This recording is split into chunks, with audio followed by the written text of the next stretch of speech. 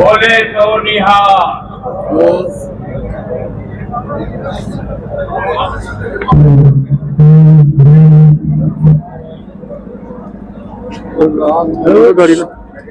पंजाब बने,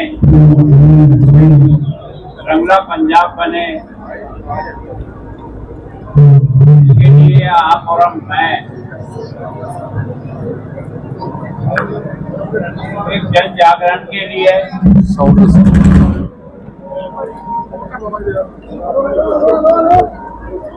आप सबके साथ मैं भी चलने के लिए आया हूँ। सबसे पहले तो मैं आज यहाँ पधारे हुए सभी बड़े बुजुर्गों को, माताओं बहनों को अपना प्रणाम करता हूँ।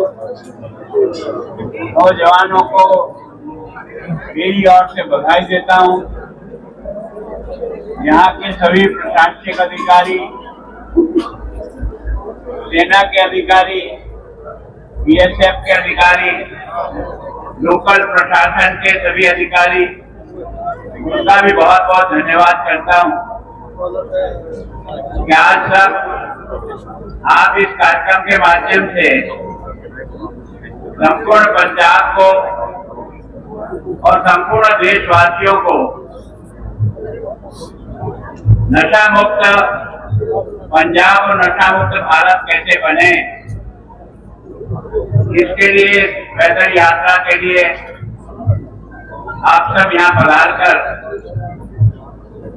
एक तरह से मुझे तो मान सम्मान दिया है। मैं आपको विश्वास दिलाता हूँ कि आपके सम्मान का एक एक शब्द का उपयोग और आपकी भावना का सम्मान मैं पूरी तरह से करूंगा। मैं चाहता हूं कि नशा मुक्त पंजाब और नशा मुक्त भारत अकेले सरकार और कानून नहीं बना पाएंगे। कानून अपना काम करता है, लेकिन जब तक जन जागरण नहीं होता, जनता नहीं जुड़ती और विशेष करके माताएं बहनें, तब तक इस समस्या का निदान नहीं हो सकता।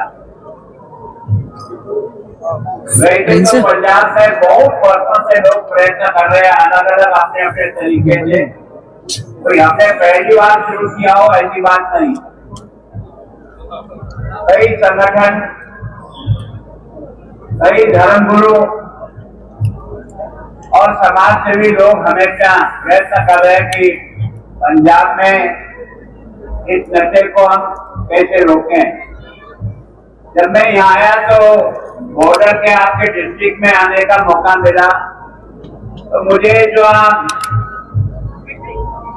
विलेज कमेटी के साथ जब बैठने का मौका मिला, तो वहाँ माता बहनों ने एक बात कही, आप और कोई काम करो ना करो, लेकिन हमारे बच्चों को इस नशे से रोको। तो जो उनकी मन का दर्द था, उनकी जो पीड़ा थी, घर जिस प्रकार से एक तरह से टूट रहा है, बच्चे का दर्द देखा नहीं जा रहा है, और जिस ढंग से हमारी आने वाली युवा शक्ति को कमजोर करने का एक षड्यंत्र चल रहा है, उस षड्यंत्र का मुकाबला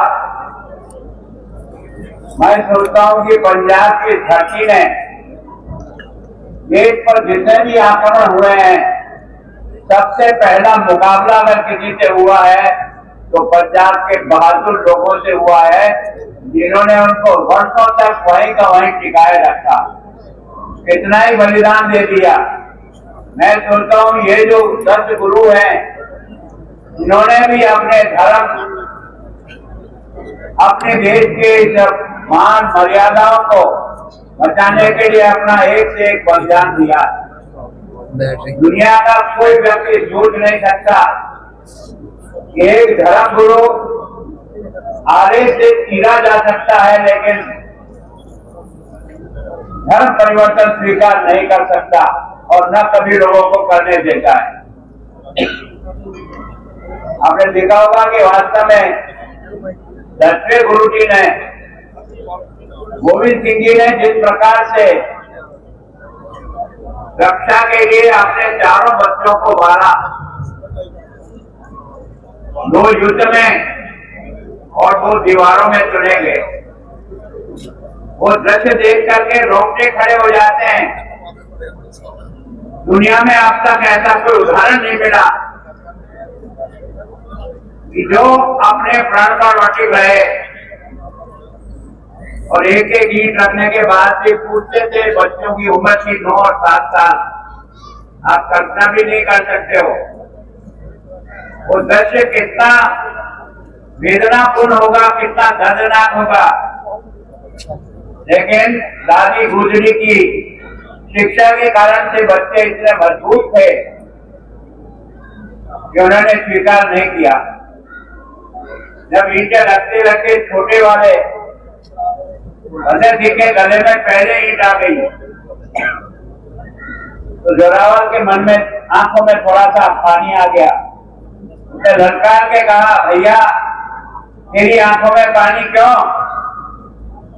उसने कहा, भैया इसलिए नहीं कि हम देश धर्म पे बलिदान हो रहे हैं, पर मुझे दुख इस बात का है कि तू इस धरती पर मेरे से बाद में आया, लेकिन धर्म और के लिए तू मेरे से पहले जा रहा है, इसका मन में दुख और अफसोस है। इस प्रकार का भाव जिस धरती पर हो, जिसकी धरती के लोगों ने ऐसा एक अपना इतिहास और अपनी वीरता का, और आजादी के बाद भी सीमा की रक्षा के लिए जितने लोग यहाँ के शहीद हुए हैं, वो भी आपको और मुझको इस बात के लिए बार बार आग्रह कर रहे हैं कि जिंदगी तो आएगी और जाएगी, अगर जिंदगी का उपयोग देश के लिए नहीं हो सकता है तो जिंदगी क्या काम की। आज हमारा बच्चा इस नशे के कारण से जो कमजोर होता जा रहा है, योजनाबद्ध कमजोर करने का षड्यंत्र चल रहा है, इस षड्यंत्र का मुकाबला आपको, मुझको, माताओं बहनों को, सबको मिलकर करना होगा। और इसमें जागरण ही सबसे बड़ा ताकत है। स्कूल और कॉलेज में जहाँ पढ़ते हैं वहाँ किसी प्रकार से नशा मुक्त बालक बने। आज की तारीख में आपको और मुझको ये देखकर दुख होता है कि लड़के नहीं, अब तो लड़कियां भी उसके कारण से एडिक्ट हो रही है। इस चुनौती को आप और मैं स्वीकार करें।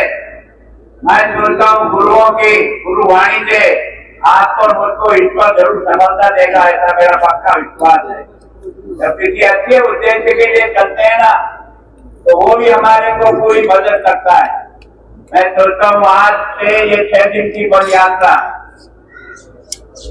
आप देखा होगा यहाँ बाबा नानक 13 से हम आज प्रारंभ कर रहे हैं, और अमृतसर के जलियांवाले बाग में जहाँ देश की आजादी की लड़ाई लड़ने वाले लोगों ने अपनी शहादत दी है, तो मैं सोचता हूँ देश की आजादी के लिए शहादत देने वाले उन शहीदों को भी हम नमन करेंगे।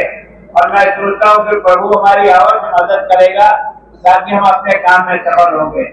मैं चाहता हूँ आप में से जो चल सके, जिस दिन चल सके, कोई जरूरी नहीं है सब दिन आप चले, जिस दिन आपको संभव हो उस दिन आप जितना कर सकते उतना चले।